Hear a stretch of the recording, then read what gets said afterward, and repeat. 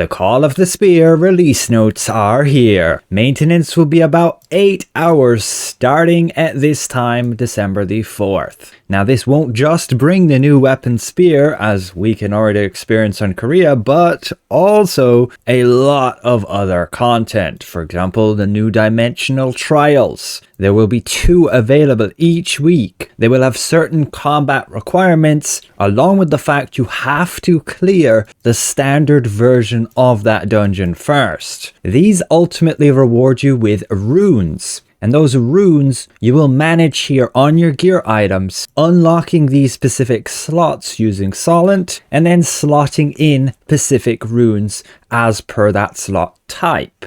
You can check the rune synergy list when you get a set combination of those exact runes. Like I have on my spear, we obtain, say, 3 dexterity and 3% attack speed. Now you can always freely change out those runes to, say, a different one if I want. It doesn't cost you anything, which is great.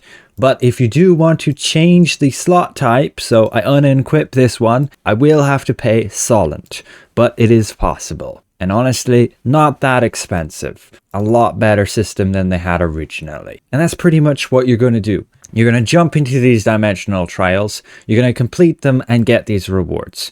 You're going to complete certain difficulty tiers. Tier 1, for example, is only going to give you grey runes. The maximum we're most likely going to get are blue runes. You're going to get a lot of junk runes. So we're going to have the new substance transformation, and this will allow you to dump the runes you don't need, converting them to points. And when you donate enough, you get new tiers here.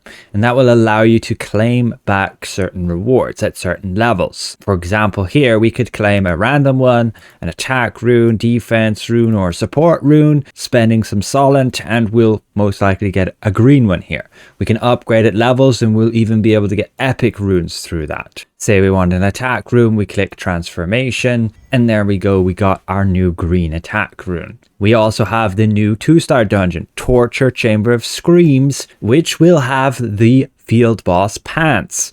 Like your Phantom Wolf breeches, Shadow Harvester, Field General, the new Band of the Silent One, the Thunderstorm necklace, and the Immortal Reckoning cloak. It should be a lot of fun, but yeah, a new dungeon to learn, so be prepared for that. There will be war games. You'll be able to organize your own competitive matches, set as private or public. You can see that adds its own dedicated section just here. People will make like a game list and you can enter, or you can go create your new game and you have all these different options, including if it's a boonstone or riftstone, where exactly it is, the time, etc. I already covered the majority of the rune system, but that's all explained here as well. And the important thing to note is the rune synergies. You can see them here on quest log as well. You can mess around with your builds. For example, I want, say, this 3 strength. I would need the combination exactly like this. And then the different types of runes you can obtain, you can see them all here. In general, whatever runes you get is pretty random, so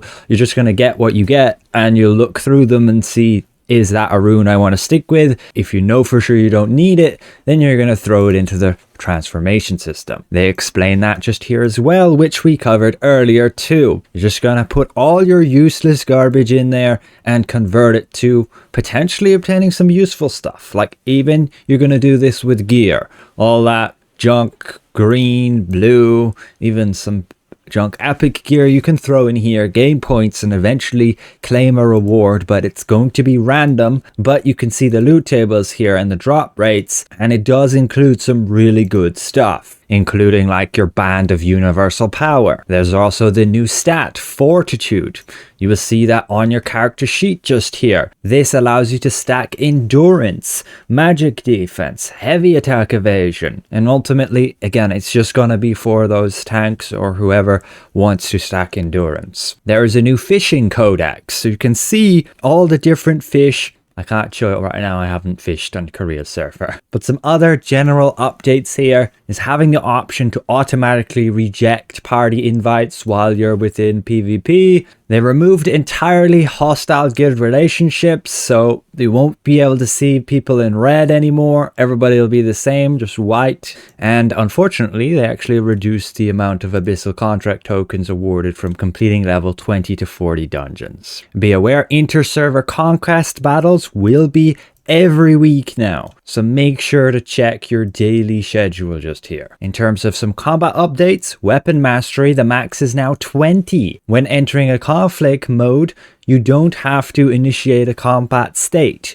You can just immediately enter and start attacking people. You will now recover HP and mana to full at the beginning of arena battles, and they've adjusted crowd control immunities. The order of their calculations has changed a little bit, so collision will trigger CC immunity the fastest. Stun, sleep, and fear the second, and less common will trigger it at a slower rate. This is going to be then your automatic control resistance meter, which the more you're CC'd, the more likely you are to end up being completely immune to it. And then all of the weapon adjustments. So longbow did get a nerf to flash wave so that the area, when increased by the specialization, will only be for the healing. So the base area is now, say, this wide. They added a damage reduction effect to your devoted shield, a little bit of a buff to the great sword's damage effect here, the staff as well. They also had a nice change to Ice Tomb. You can use it on yourself now to gain, say, immunity. You do have to get a specialization for that, and otherwise some small UI updates, and for consoles